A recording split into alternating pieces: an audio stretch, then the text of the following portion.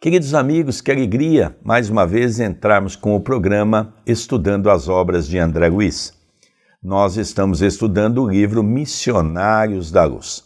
Você vai se lembrar que nós, por 11 programas, estudamos o 13º capítulo, que é sobre a reencarnação. Foram 6 horas e 40 minutos. Exaustivo sobre a mediunidade, e confesso que pouco abordamos. De tal é a complexidade do assunto. E hoje nós vamos começar o 14º, que é a proteção. Então nós vimos toda a preparação de Segismundo, a reencarnação, vimos a prece, quando nós fazemos o bem, temos o amparo. Então tudo isso é muito importante. Vamos ver um pouquinho da proteção. Mas antes disso, tudo bem com você, André Luiz? Tudo bem, querido Sérgio, saudamos os nossos telespectadores, rogamos a Deus, a Jesus, que nos abençoe em mais esta oportunidade. Vamos então começar a leitura do capítulo 14º, Proteção. No dia imediato, logo que descansei de meus quefazeres cotidianos, atinentes à tarefa comum, regressei ansioso ao lar de Raquel. Era noite alta, encontrando ali o amigo fiel de Segismundo e os espíritos construtores, operando na intimidade afetuosa que caracteriza as reuniões das entidades superiores. Apuleio, o chefe, recebeu-me com amabilidade. A esposa de Adelino, ao contrário da véspera, não passava bem, fisicamente. Embora mantivesse o corpo em posição de repouso, estava superexcitada, inquieta. Nossa irmã Raquel esclareceu-me o diretor. Começa a sentir o esforço de adaptação. Por enquanto, e, durante alguns dias, permanecerá indisposta. Todavia, a ocorrência é passageira. Não conseguirá dormir? Perguntei. Mais tarde, respondeu ele, por agora terá o sono reduzido, até que se formem os folhetos brastodérmicos. É o serviço inicial do feto, e não podemos dispensar-lhe a cooperação ativa. Observei, interessado, a extraordinária movimentação celular no desenvolvimento da estrutura do novo corpo em formação. E anotei o cuidado empregado pelos espíritos presentes para que o disco embrionário fosse esculturado com a exatidão devida. Aqui nós começamos a ver a perfeição de Deus, não apenas no caso de Segismundo, mas de uma reencarnação, mesmo aquela que é uma programação, uma reencarnação compulsória. Nós vemos sendo colocado próximo da mãe, nós vemos a futura mãe sentindo todo aquele nascer dentro de si.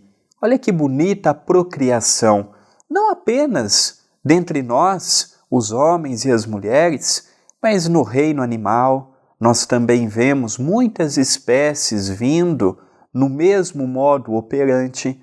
Tudo isto mostra os detalhes pensados por Deus na sua criação infinita e bela, as células, o corpo, essa indisposição passageira que durante alguns dias ela vai sentir, tudo isso é muito bonito. Interessante, né, André? Quando ele diz aqui que ela iria dormir pouco naqueles dias, porque dentro da formação ele menciona que está em formação os folhetos brastodérmicos, ou seja, o corpo está sendo modelado. Então ela está sentindo tudo isso dentro de si. Então, como você mesmo diz, André, quando nós começamos a entender toda essa lei divina, como é bonita, para podermos compreender o que é a lei de Deus. E o mais bonito, André, quantos espíritos estão colaborando com tudo isso? Veja como na Terra Deus nos criou para que nós pudéssemos servir, porque sempre vai ter alguém que vai nos servir. E é interessante também nós citarmos que nós estamos narrando a história de um personagem que procura essa encarnação para corrigir os seus equívocos. Mas este mesmo modo operante, esse mesmo cuidado, esse mesmo afinco, também existe no processo reencarnatório das trevas. Nas cidades em que reina a maldade e o desequilíbrio, também tem um departamento em que eles têm o planejamento, o acompanhamento, tudo isto que é feito para o bem, também tem na senda do equívoco. É verdade, é o que nós chamamos os espíritos que estão sob o guante da hipnose. Vamos continuar essa mensagem? A engenharia orgânica exclamou o chefe do trabalho, bem-humorado. Reclama bases perfeitas. O corpo carnal é também um edifício delicado e complexo. Urge cuidar dos alicerces com serenidade e conhecimento.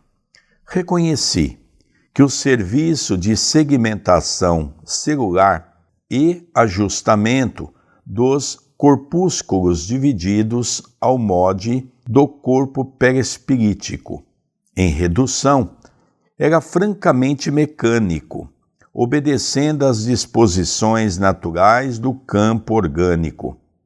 Mas toda a entidade microscópica do desenvolvimento da estrutura celular recebia o toque magnético das generosas entidades em serviço, dando-me a ideia de que toda a célula filha era convenientemente preparada para sustentar a tarefa da iniciação do aparelho futuro. No intuito, talvez, de justificar o desvelo empregado, Apuleio explicou-me atencioso: temos grandes responsabilidades na missão construtiva do mecanismo fetal.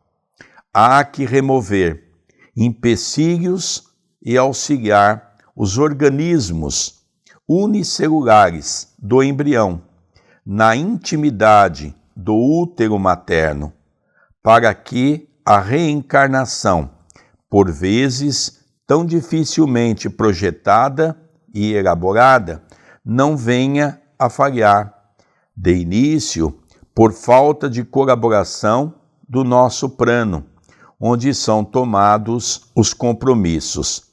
Escutava-lhe a palavra experiente e sábia, com muita atenção, a fim de aproveitar-lhe todo o conteúdo educativo. Aqui nós observamos uma coisa interessante. Às vezes nós menosprezamos a nossa oportunidade reencarnatória por inúmeras situações que fogem do nosso controle. Temos um corpo que não gostaríamos de ter, aquele namoro venturoso se transformou num casamento complicado, o sonho dos filhos se transformaram em dificuldades pelos espíritos que reencarnaram no nosso lar, aqueles sonhos de juventude foram se transformando no azedume, nas quireras das discussões do dia a dia, e vamos perdendo aquela motivação de viver. Vem a rotina, o trabalho diário, os afazeres domésticos, vem aquela rotina natural que todos nós somos convidados a desenvolver, e vamos deixando a alegria, a esperança, a vontade de viver, e passamos a viver mais de forma mecânica do que propriamente de forma contemplativa, agradecendo a Deus, estando em sintonia com os bons espíritos, inclusive com o nosso anjo da guarda. E aqui nós vemos que tudo tem um detalhe. Nenhum de nós veio para sofrer, nenhum de nós veio à toa, nenhum de nós veio de passeio. Mesmo a nossa existência não sendo do modo que nós gostaríamos que ela fosse, vejamos em cada fase, em cada momento, uma grande lição, porque estamos aqui de passagem e mais cedo ou mais tarde esta fase terá um fim. Um outro ponto importante, André, você que está aí nos ouvindo, muitas vezes desanimado com a vida, veja, Segismundo passou pelo véu do esquecimento para poder ter essa oportunidade coroada de êxito. Essa oportunidade de Segismundo pode ser a sua história, pode ser a minha, pode ser a do André. Por isso que quando nós, depois dos 7 anos, vamos tomando conhecimento de nós mesmos, já estamos formados dentro da nossa condição espiritual, muitas vezes nós esquecemos do nosso compromisso de ontem, caímos no desânimo. O planeta Terra é um planeta de muita negatividade, onde nós precisamos compreender qual é o sentido pela qual nós devemos viver aqui na Terra, que é o sentido do Evangelho, o sentido do amor, o sentido do servir. E agora nós vamos ver que essa preparação é possível por causa do véu do esquecimento. Mas quer dizer que Segismundo vai acertar? Não. A partir dos 7 anos ele vai ter o livre-arbítrio e a partir daí que ele vai ter que escolher os caminhos do bem e do mal. Os espíritos vão continuar ajudando? Sim, se ele permitir. Você que está aí sentado no desânimo, às vezes diz, Deus esqueceu de mim. Não esqueceu não, meu irmão. Não esqueceu não, minha irmã. Fomos nós que nos afastamos de Deus. Vamos retornar para o seio de Deus. Vamos continuar a leitura para a gente ver o quanto Deus espera de nós. Em razão disto, prosseguiu ele, o aborto muito raramente se verifica obedecendo a causas de nossa esfera de ação. Em regra geral, origina-se do recuo inesperado dos pais terrestres, diante das sagradas obrigações assumidas ou aos excessos de leviandade e inconsciência criminosa das mães, menos preparadas na responsabilidade e na compreensão para esse ministério divino. Entretanto, mesmo aí, encontrando vasos maternais menos dignos, tudo fazemos, por nossa vez, para opor-lhes resistência aos projetos de fuga ao dever, quando essa fuga representa mero capricho da irresponsabilidade, sem qualquer base em programas edificantes. Claro, porém, que a nossa interferência no assunto, se tratando de luta aberta contra nossos amigos reencarnados, transitoriamente esquecidos da obrigação a cumprir, tem igualmente os seus limites. Se os interessados, retrocedendo nas decisões espirituais, perseveram sistematicamente contra nós, somos compelidos a deixá-los entregues à própria sorte. Daí a razão de existirem muitos casais humanos, absolutamente sem a coroa dos filhos, visto que anularam as próprias faculdades geradoras, quando não procederam de semelhante modo no presente, sequiosos de satisfação egoística. Agiram assim no passado, determinando sérias anomalias na organização psíquica que lhes é peculiar. Neste último caso, experimentam dolorosos períodos de solidão e sede afetiva, até que refaçam dignamente o patrimônio de veneração que todos nós devemos às leis de Deus.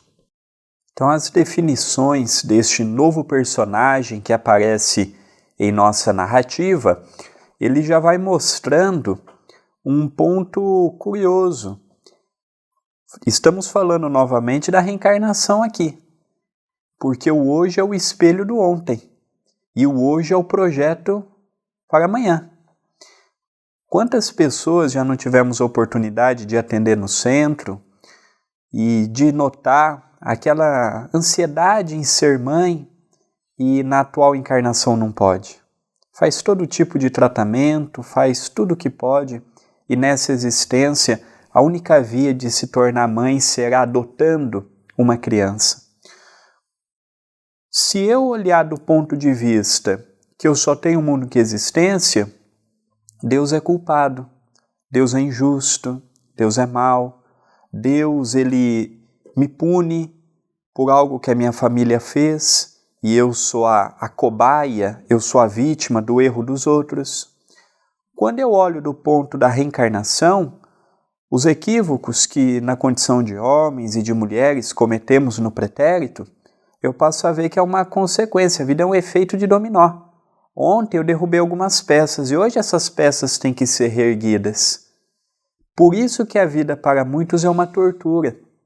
Não porque Deus assim o quer, mas complicamos tanto a forma de pensar, poluímos tanto o nosso verbo, complicamos tanto os passos que demos, que hoje nós estamos num labirinto criado por nós mesmos e que só cabe a cada um de nós, pelo nosso esforço, acharmos a saída deles, dos problemas, das dificuldades, das amarguras, dos porquês. É uma luta pessoal e aí entra a espiritualidade. Mesmo aquele que não vem numa reencarnação programada, a espiritualidade tenta fazer de tudo para tirar aquele pensamento de aborto, aquele pensamento de que o filho vai ser um empecilho, mas nem sempre consegue. Isso pode ser com referência ao abuso do passado, com o abuso dessa existência. Eu vou mencionar um caso, apesar de ser um caso pessoal, mas é um caso que veio à mídia, ele mesmo contou a sua história e todos acabaram ficando sabendo da sua história. O famoso Roberto Carlos. Ele fez a vasectomia e num determinado momento ele queria então ter filho com a nova companheira que ele arrumou depois do desencarne da sua primeira esposa.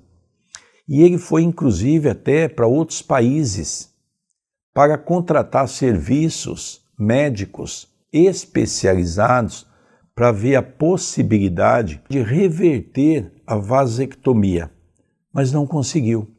Isso mostra que às vezes os nossos atos impensados podem trazer sequelas que muitas vezes, como nós ferimos o órgão perispiritual, isso pode inclusive vir para a próxima existência.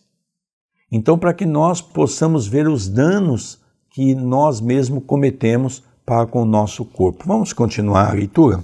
As definições do chefe dos construtores aclaravam-me o raciocínio referentemente a graves problemas da luta humana.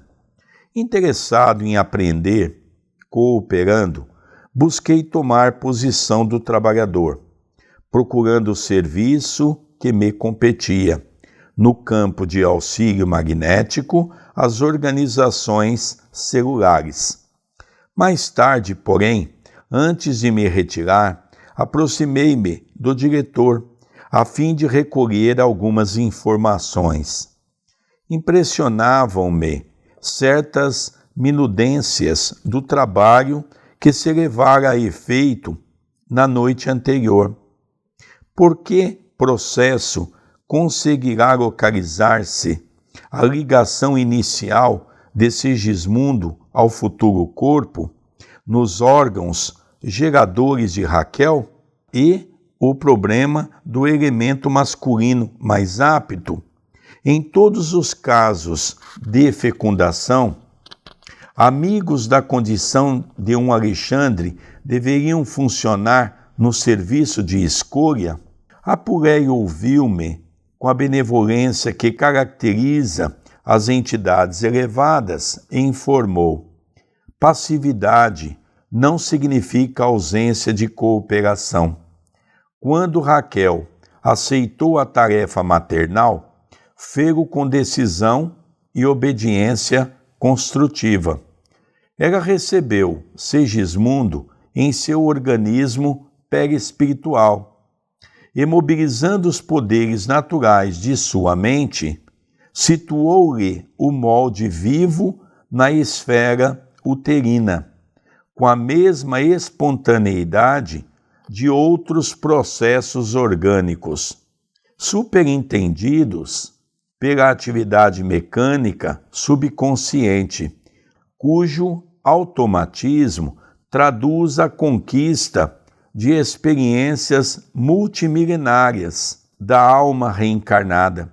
Para os círculos da mulher, é tão fácil a ambientação das forças criativas, como é natural para o homem a manutenção da atitude patriarcal e protetora, enquanto perdura a existência dos laços paternais. Aqui nós vemos, querido Sérgio, que falamos exaustivamente nesses 11 programas que compõem o capítulo 13 deste livro, sobre a reencarnação.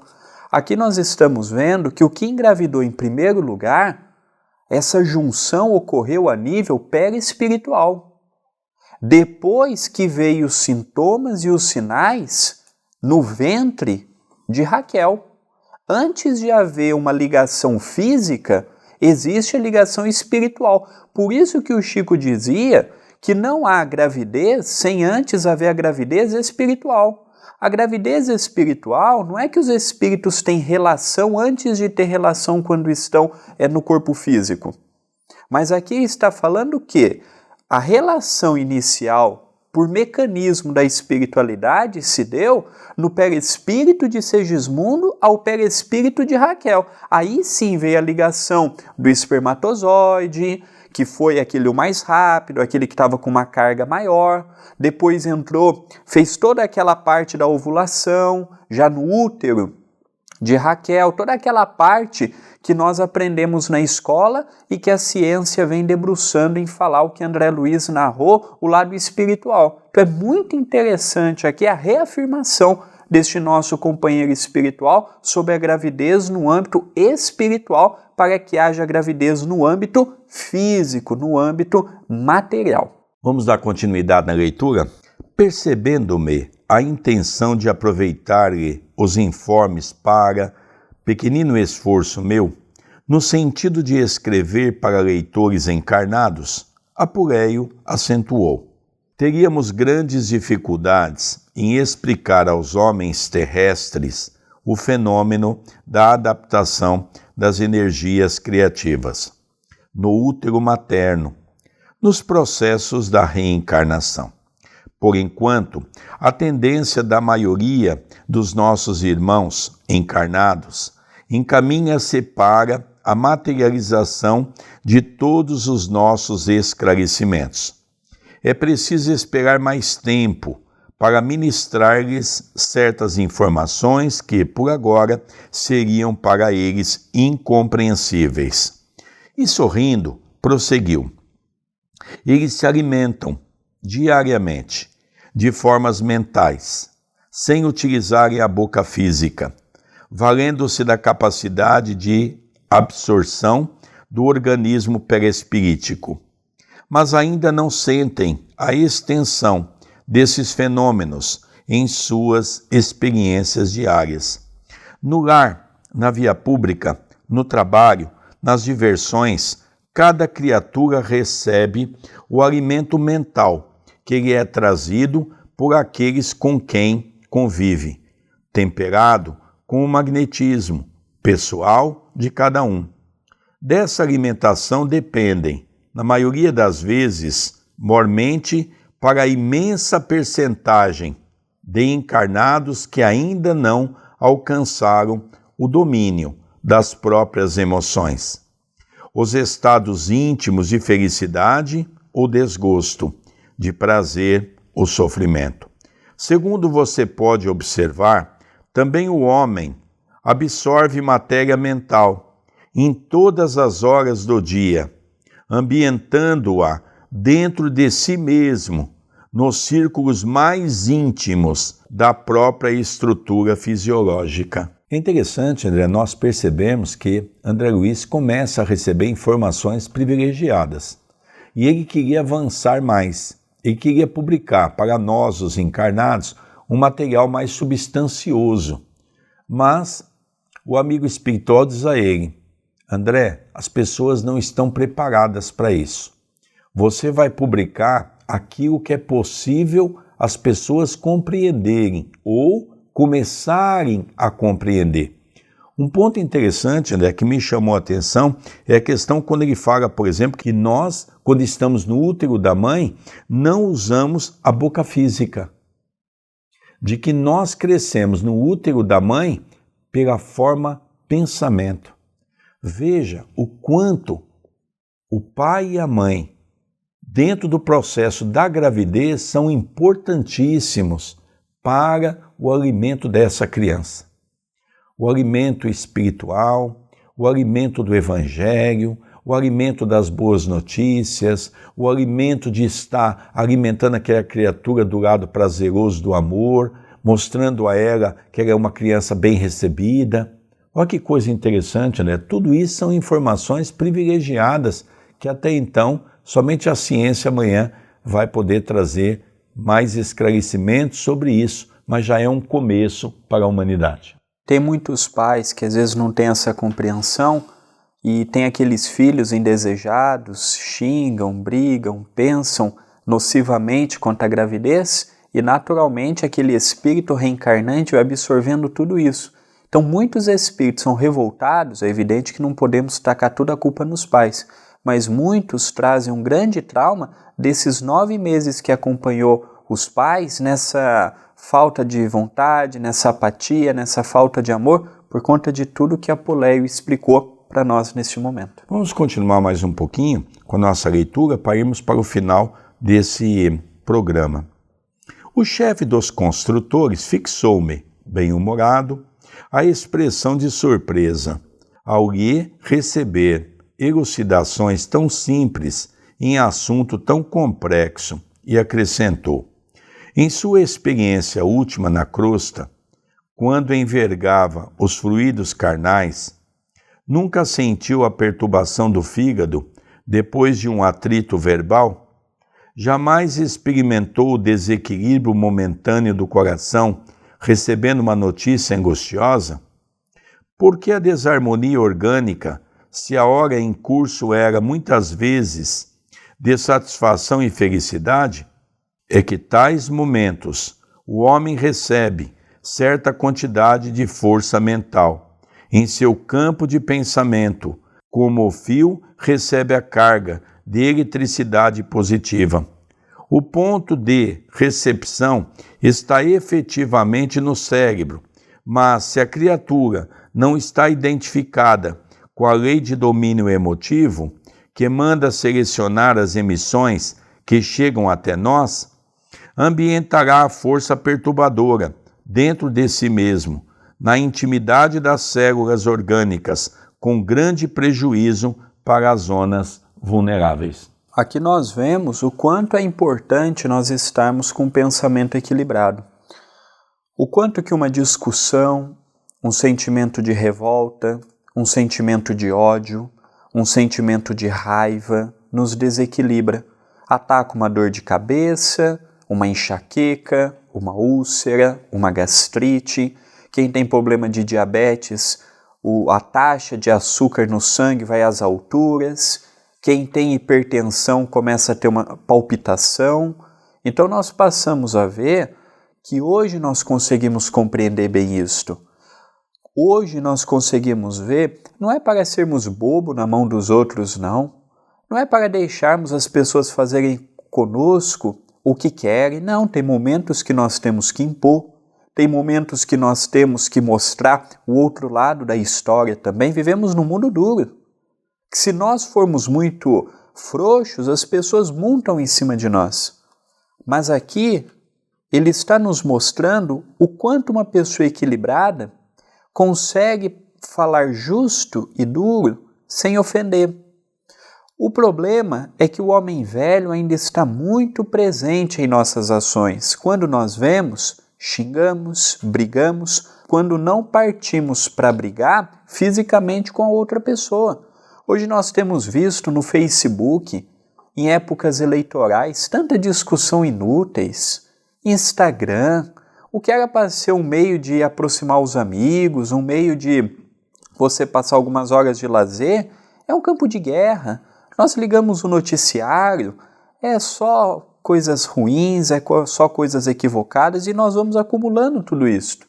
E de repente nós vamos colocando para fora numa discussão, num diálogo, no que era para ser um convívio familiar, passa a ser uma separação de casais, familiares que passam a não se conversar. Então é muito importante nós fazermos uma análise de tudo isso que Apoleia está dizendo ao André Luiz e que André Luiz nos narra no dia de hoje. Aqui nós vemos que quando uma jovem se engravida, por exemplo, que não quer a gravidez, ou que o namorado ou o marido não quer a gravidez, relembremos que aquela criança participa de todas aquelas conversas. É por isso que muitas vezes os espíritos nascem revoltados com a mãe, nascem revoltados com o pai, nascem revoltados com os avós, que às vezes não conhecendo bem o sentido da vida, faz-nos relembrar o aborto. E o aborto é, sem sombra de dúvida, uma sequela terrível para o espírito que retorna para o mundo espiritual de maneira agressiva e, logicamente, a revolta dele se intensifica e, logicamente, tudo isso vai gerar novos compromissos para as reencarnações futuras. Então, hoje nós estamos vendo um capítulo, lógico, não para o mundo atual que nós estamos, que é um mundo de provas e expiações. A maioria das pessoas não tem como compreender ainda essa mensagem. As pessoas ainda estão brigando nos seus países para legalizar o aborto. Isso que nós estamos vendo aqui é uma preparação para o mundo de regeneração, onde o amor já vai campear sobre o coração dos homens, né, André Luiz? Sem sombra de dúvida. É um tema apaixonante que ainda vamos ter mais 2 programas sobre este capítulo. Mas eu gostaria de fazer um convite muito especial ao nosso telespectador e ouvinte. Há pouco tempo atrás lançamos o 4º livro pela TV A Caminho da Luz, que tem um canal no YouTube, serve como uma TV web e também serve como uma editora. Eles participam do Centro Espírita Perdão, Amor e Caridade, este projeto. Eu gostaria de convidar os amigos a adquirirem meu mais novo livro, em parceria com o médium de psicografia Luiz Carlos Vilar. O livro se chama Conquista do Hoje, Quem sabe pode muito, quem ama pode mais. Venha nos ajudar se você identifica com o nosso estudo, com a maneira que nós falamos, adquira o livro pela loja virtual A Caminho da Luz, loja-acaminhodaluz.com.br. Você estará ajudando em nossas atividades. Queridos amigos, que alegria! Esse, na verdade, é o primeiro programa de 3 programas que vai perfazer o capítulo 14º, como título, Proteção.